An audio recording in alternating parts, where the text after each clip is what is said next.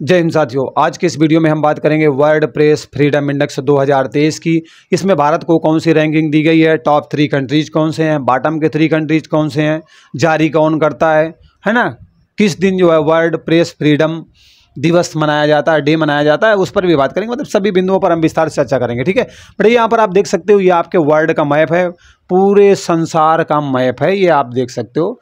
कुछ कंट्रीज हालांकि ऊपर के आपको नहीं मिलेंगे, ठीक है, क्योंकि इतना ही मेन था, वो मैंने आपके सामने रखने की कोशिश की है और बाकी सारी चीज़ें मैं आपको बताता रहूँगा। तो चलिए शुरुआत करते हैं बेटा। वर्ल्ड प्रेस फ्रीडम इंडेक्स 2023 में भारत को रैंकिंग कौन सी मिली है? ये बेटा आपका प्यारा भारत देश यहाँ पर है। ये देखो, हमारे देश की आन बान शान, दुनिया की एक अलग पहचान रखने वाली कंट्री भारत के बारे में बता रहा हूँ। तो बेटा इससे इस इंडेक्स में 161वीं रैंक मिली है। कौन सी रैंक मिली है? 161वां स्थान बेटा भारत को दिया गया है 2023 में। एक्चुअली में क्या होता है ना कि किसी भी देश में जो प्रेस होती है, जो मीडिया होती है, उसे कितनी स्वतंत्रता दी जाती है, इस पर ये आधारित होता है। ठीक है, तो 161वीं रैंक मिली है। कब मिली है? तो बेटा 2023 में भारत को मिली है। अगर हम बात करें 2022 की, प्रत्येक वर्ष जारी होता है, तो 2022 में बेटा भारत को 150वीं रैंक दी गई थी। मतलब अगर हम बात करें 150वीं रैंक थी 2022 में, अब आपके 2023 में भारत की 161वीं रैंक है। पहली चीज़, एक्चुअली मैं इसलिए पहले ही बता देता हूं क्योंकि मामला क्या है ना, प्रश्न ज़्यादा आपका भारत का पूछा जाएगा, बाकी टॉप के कंट्रीज भी पूछे जाएंगे। ठीक है, तो बेटा विश्व प्रेस स्वतंत्रता दिवस, या जिसे वर्ल्ड प्रेस फ्रीडम डे के नाम से जानते हैं, इसे प्रतिवर्ष 3 मई को मनाया जाता है। ठीक है, कब मनाया जाता है? 3 मई को सेलिब्रेट किया जाता है। मतलब आपका विश्व प्रेस फ्रीडम डे कब मनाया जाता है? तो बेटा 3 मई को मनाया जाता है प्रत्येक वर्ष। कब मनाया जाता है? 3 मई को सेलिब्रेट किया जाता है। ठीक है, इस दिवस की जो घोषणा है वो संयुक्त राष्ट्र महासभा के द्वारा 1993 में की गई थी। मतलब कि अब क्या होगा, 3 मई को हम वर्ल्ड प्रेस फ्रीडम डे मनाएंगे। इसकी घोषणा संयुक्त राष्ट्र महासभा के द्वारा 1993 में की गई थी। तो घोषणा कब की जाती है बेटा? ये की जाती है 1993 में। ठीक है, कब होता है? 1993 में घोषणा की जाती है कि हम 3 मई को वर्ल्ड प्रेस फ्रीडम डे मनाएंगे। ठीक है, अब आपके मन में प्रश्न होगा कि इसकी थीम क्या है? 2023 का जो आपका वर्ल्ड प्रेस फ्रीडम इंडेक्स जारी किया गया है, इसकी थीम क्या है? बहुत महत्वपूर्ण होती है भाई, थीम भी आपसे परीक्षा में पूछी जाती है।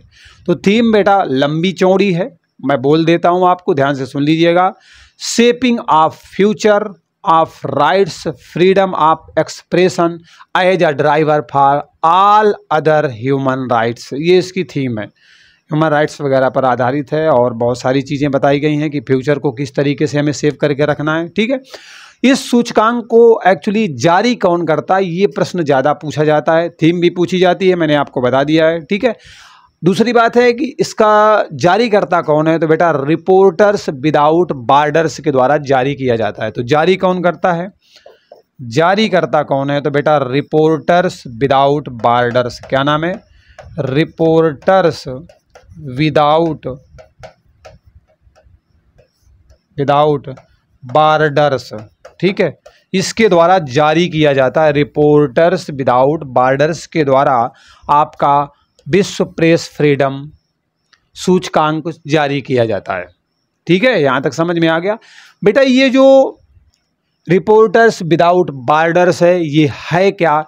तो एक गैर सरकारी संगठन है। ठीक है, ये बेटा एक गैर सरकारी संगठन है। गैर सरकारी संगठन है, मतलब इसमें सरकार वगैरह फंड नहीं करती है। अगर इसके हम हेड क्वार्टर की बात करें तो बेटा पेरिस में है। ठीक है, हेड क्वार्टर कहाँ पर है इसका? रिपोर्टर्स विदाउट बॉर्डर्स का जो हेड क्वार्टर है, मतलब मुख्यालय जिसे आप बोलोगे। ठीक है, मुख्यालय कहाँ पर है बेटा? तो मुख्यालय आपका पेरिस में मिलेगा। और पेरिस क्या है बेटा? ये फ्रांस की राजधानी है। ठीक है, तो पेरिस में आपको रिपोर्टर्स विदाउट बॉर्डर्स का मुख्यालय मिलेगा। एक गैर सरकारी संगठन है। इसकी जो स्थापना है ना, 1985 में की गई थी। कब की गई थी बेटा? 1985 में आपके रिपोर्टर्स विदाउट बॉर्डर्स, जो कि एक गैर सरकारी संगठन है, इसकी स्थापना 1985 में की गई थी। तो बहुत सारे फैक्ट है यहाँ पर मैंने ऐड कर दिया है, ठीक है। और लगेगा बाद तक जो है तो मैं फर थीम को लिख दूंगा, ठीक है। काफ़ी लंबी चौड़ी है इसलिए मैंने नहीं लिखा है, बाकी मैं लिख दूंगा बाद तक अगर आवश्यकता महसूस होगी। बेटा इस सूचकांक में दुनिया भर के 180 देशों को शामिल किया गया था। मतलब इसमें जो आपके कुल देश थे जिन्हें शामिल किया गया था उनकी संख्या कितनी है बेटा? 180 है, ठीक है। कुल देश कितने हैं? 180 है, इसमें शामिल किए जाते हैं। इसमें भारत को रैंकिंग कौन सी मिलती है? बड़ा महत्वपूर्ण है, हालांकि मैंने शुरुआत में ही आपको बता दिया है। तो भारत की रैंकिंग बेटा 161वीं मिलती है। कौन सी रैंकिंग है भारत की? 161 नंबर की रैंकिंग है भारत की।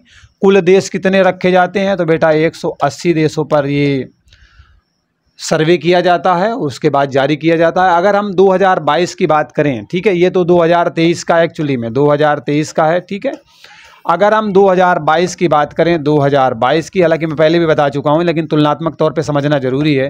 तो 150वां स्थान हमारा दिया गया था, अर्थात भारत को वर्ल्ड प्रेस फ्रीडम के मामले में 150वां स्थान 2022 में दिया गया था। पूछा जा सकता है भाई, जीके जीएस का प्रश्न बन जाएगा, और अगर आपसे 2023 वाला पूछेगा तो करंट का प्रश्न बन जाएगा।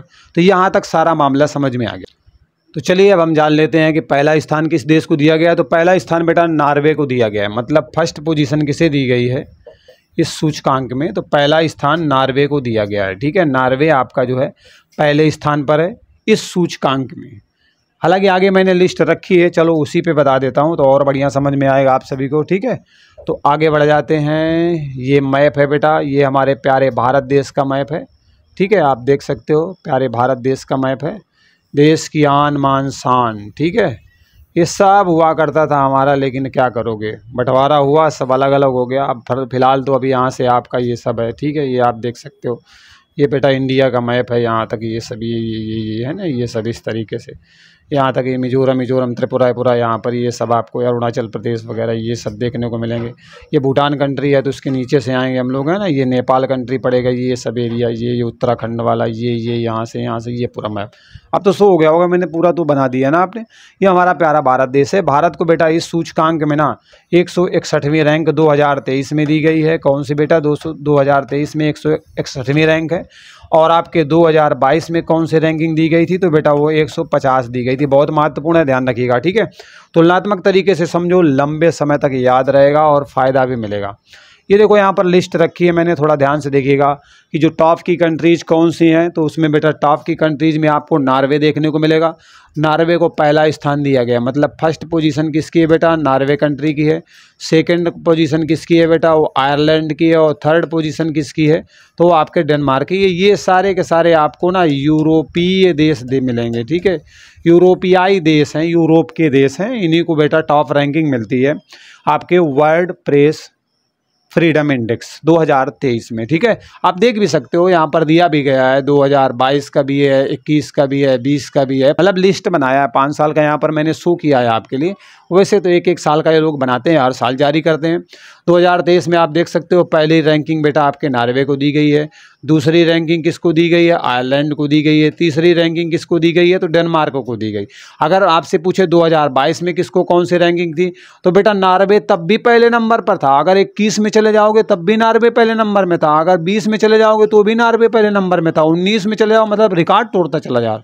लगातार 5 सालों से हम देख रहे हैं, यहीं पे बना हुआ है।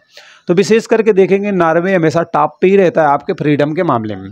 इसके बाद अगर हम बात करें तो 2019 में जो आयरलैंड इस बार सेकंड स्थान पर रहा है ना बेटा, ये पहले 15वें नंबर पर था, फिर 20 में 13वें में आया, 12वें में आया, 6वें में आया, अब 2 में पहुंच गया है, ठीक है।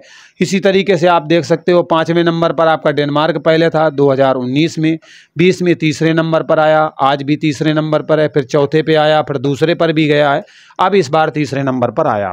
तो मुख्य बात आपको ये समझना है एक्चुअली में कि टॉप 3 कंट्रीज कौन से हैं। तो आपको नॉर्वे, आयरलैंड और डेनमार्क याद रखना है, मोस्ट इंपॉर्टेंट है, पूछा जाएगा तो फंसिएगा मत, ठीक है, क्योंकि 4 ऑप्शन दे करके वो आपको फंसा सकता है, इसलिए समझना पड़ेगा, ठीक है। चलिए आगे बढ़ जाते हैं। आगे देखो ध्यान से। अब अगर हम बॉटम की बात करें, ठीक है, अब हम बॉटम से बात करेंगे, बॉटम से, ठीक है, मतलब नीचे से 180 देशों पे सर्वे किया गया 180 देशों पर, तो उसमें से जो नीचे के हैं ना 3, मतलब 78, 179 और 180 नंबर पर ये कौन कौन से हैं वो मैं आपको बताना चाहता हूँ। ये बॉटम वाले हैं। तो बॉटम से अगर बात करें तो बेटा वियतनाम को 178 रैंकिंग मिलती है, ठीक है। अगर चाइना की बात करेंगे तो 179th रैंकिंग मिलती है। और बेटा जो आपका दक्षिण कोरिया है ना, दक्षिण कोरिया तानाशान की वाले का है ना, तो 180 स्थान दिया जाता है इस इंडेक्स में, मतलब यहाँ पर तो कोई छूट ही नहीं है। तो आप समझ सकते हो, अगर रैंकिंग की बात करें तो सुधार होता रहता है। मानक कौन से रखे गए, पहले कौन सी रैंकिंग थी, यहाँ पर आप देख सकते हो लिस्ट में दिया गया है। चलिए मिलते हैं अगले वीडियो में एक नए अपडेट के साथ। बाय बाय, टेक केयर, जय हिंद।